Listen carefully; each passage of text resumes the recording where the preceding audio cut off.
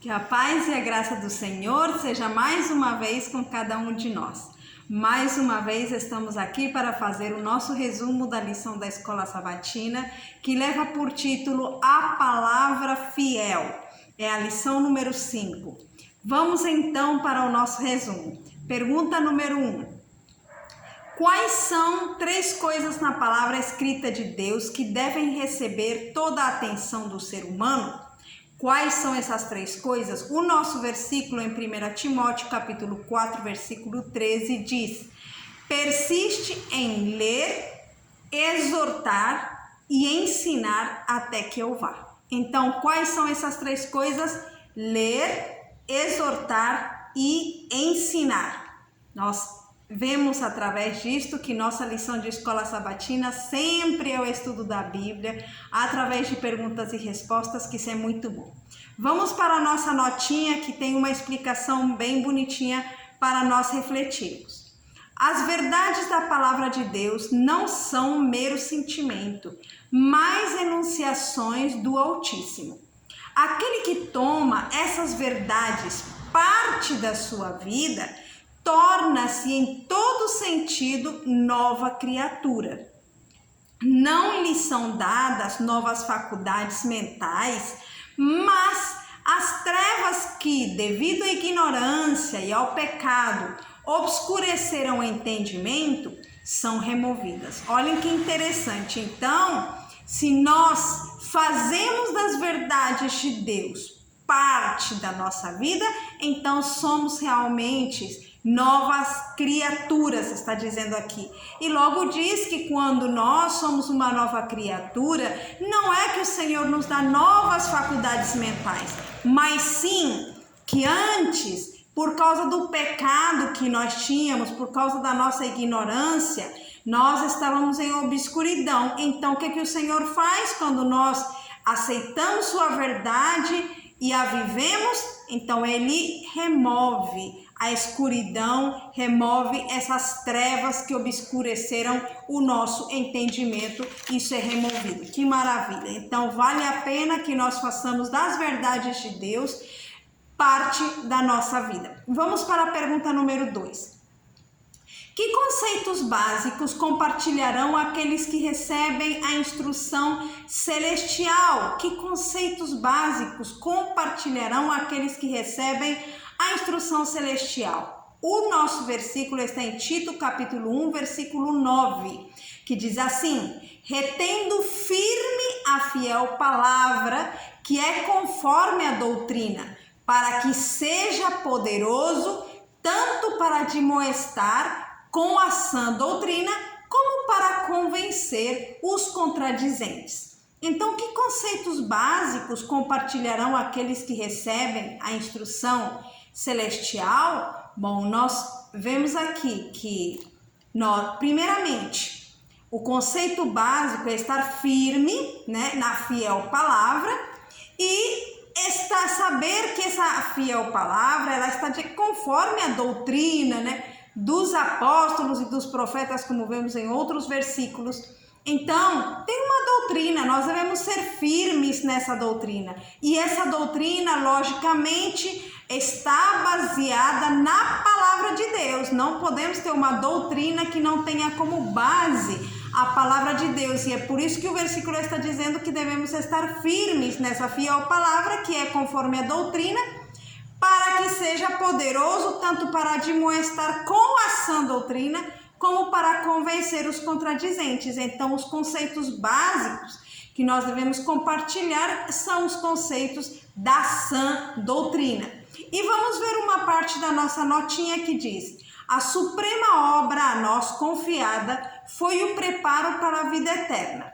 Caso a realizemos segundo o desígnio de Deus, toda tentação poderá contribuir para o nosso progresso, pois à medida que resistimos às tentações ou às seduções, avançamos na vida divina. É muito interessante. Geralmente, às vezes a gente toma as tentações como coisas ruins, Mas neste sentido está nos falando que se nós fazemos caso, ao preparo para a vida eterna, como deve ser, como segundo o desígnio de Deus, as tentações vão ser para nós como um meio de progresso. Por quê? Porque à medida que nós vencemos uma tentação, nos tornamos mais fortes para resistir outra tentação e assim por diante. Cada vez que as tentações vão vindo, nos vamos tornando mais fortes.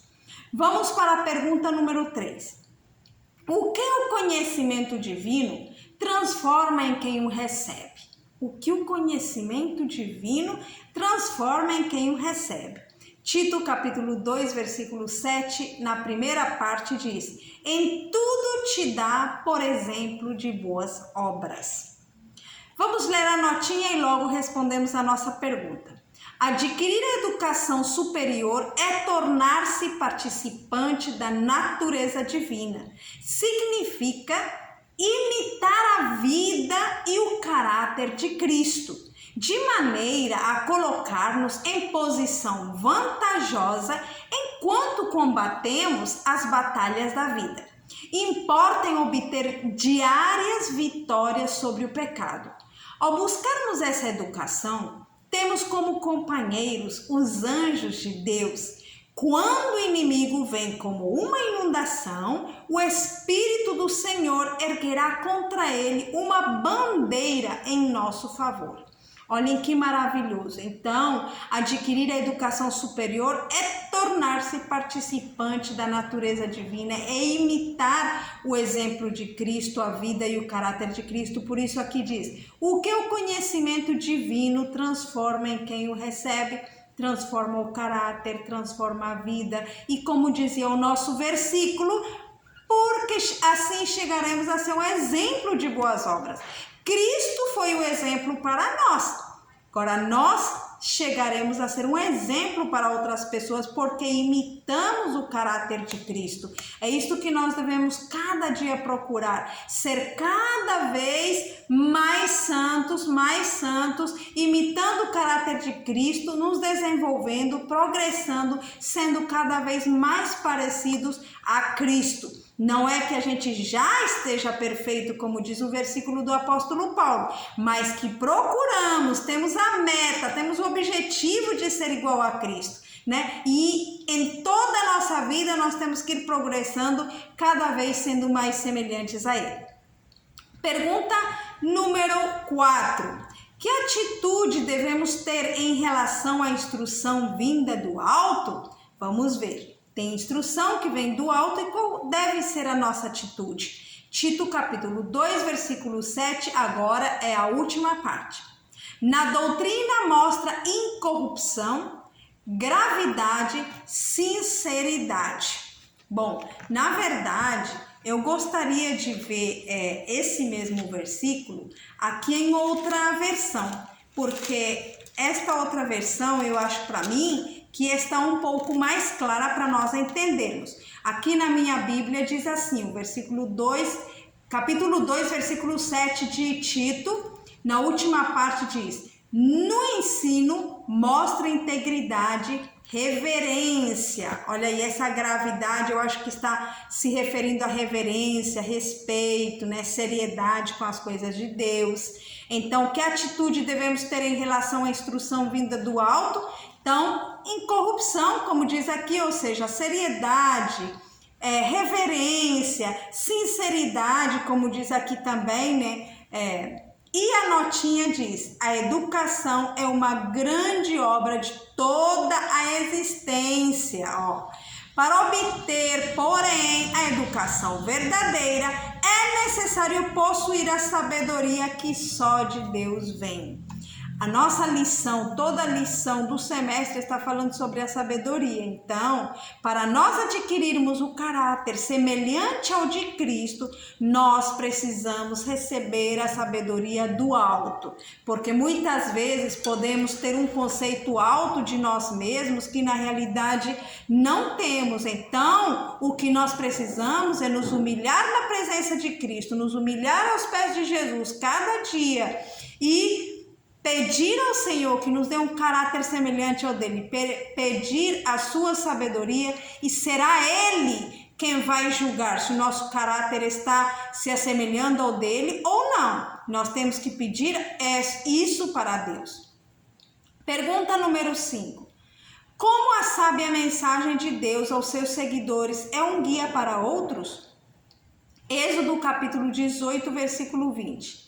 E declara-lhes os estatutos e as leis, e faz-lhes saber o caminho em que devem andar e a obra que devem fazer. Então, como a sábia mensagem de Deus aos seus seguidores é um guia para outros? Porque a palavra de Deus aqui nos mostra estatutos, leis, né? E esses estatutos, essas leis, é o que nos mostra um caminho em que devemos andar. Por isso que ali o versículo diz, e declara-lhes os estatutos e as leis, e faz-lhes saber o caminho em que devem andar e a obra que devem fazer. Então, por isso que ela é uma guia para outros, porque nos ensina o caminho em que devemos andar, os estatutos, as leis que devemos cumprir. A notinha diz, retas ações. Eis os frutos inequívocos da verdadeira piedade. E os que não os dão dessa espécie revelam não possuir experiência nas coisas de Deus.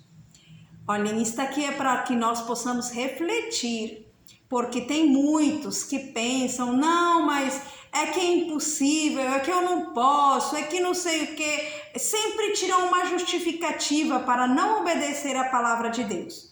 Mas aqui está nos dizendo que se nós não temos boas obras, se nós não temos retas ações, se não temos frutos inequívocos da verdadeira piedade, ou seja, obediência à palavra de Deus, então isto revela que eu não tenho uma experiência nas coisas de Deus. Então, se nós queremos ter uma experiência pessoal com Deus, vamos aos pés dele, peçamos ajuda e ele com certeza nos ajudará a vencer muitos maus hábitos. Isto revelará que estamos tendo uma experiência pessoal com Deus.